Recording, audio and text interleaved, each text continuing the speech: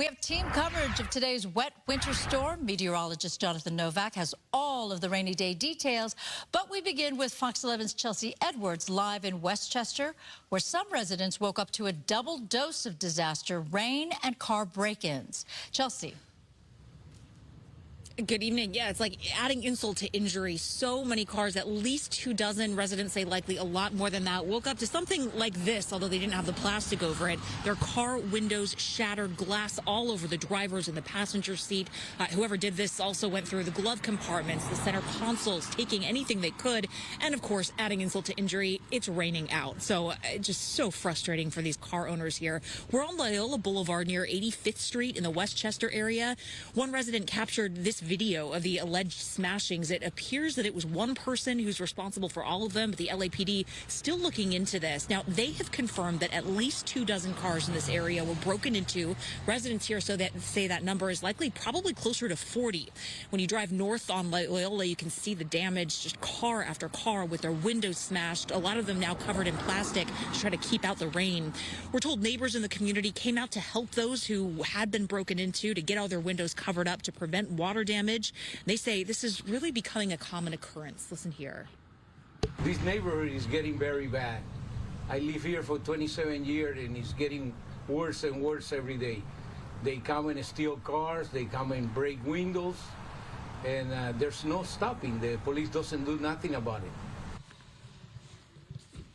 I just talked to a gentleman across the street who just came out for the first time to see his window smashed as well. He said he feels violated. I mean, someone was in his car going through his glove compartment. Thankfully, he'd taken everything out at night, so there was nothing in there. But a lot of these cars could have had different items in there, different things that could have been of value. So a lot of frustration here. LAPD have not taken anybody into custody yet, and people here really wanting some answers. They are wanting this person to be caught and the person who's responsible for plenty of other break-ins in the area. Several people that we talked to earlier today say this is the second, even third time that this has happened to them in recent months. So definitely a problem here in the Westchester area. So frustrating for these car owners waking up to see this. And then, of course, the rain adding insult to injury. So hoping for some answers soon. If you have any information, LAPD wants to hear from you.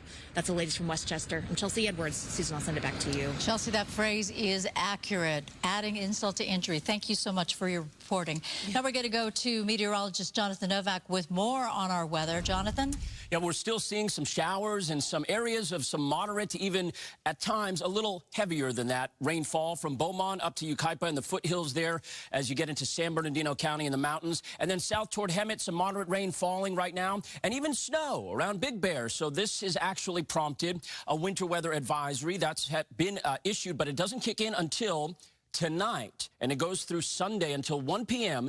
because that's when we'll see the snow level drop, and we could see over 6,500 feet up to several inches accumulate, and over 7,000 feet it would be about 6 inches possibly accumulating there. Now, west of those areas of rain are some spotty activity around Pasadena and the foothills of L.A. County, but that's very light activity, and we should get mainly a break from it for a while. However, more rain off to the west. This is storm system number 1 of 3. Let's take a look at the forecast. So this is our high-resolution computer model picking up on the rain now, moving out later on tonight. And then by Sunday in the early morning hours, we'll see another batch move through. And you can see the orange here. That would be moderate to heavy rain.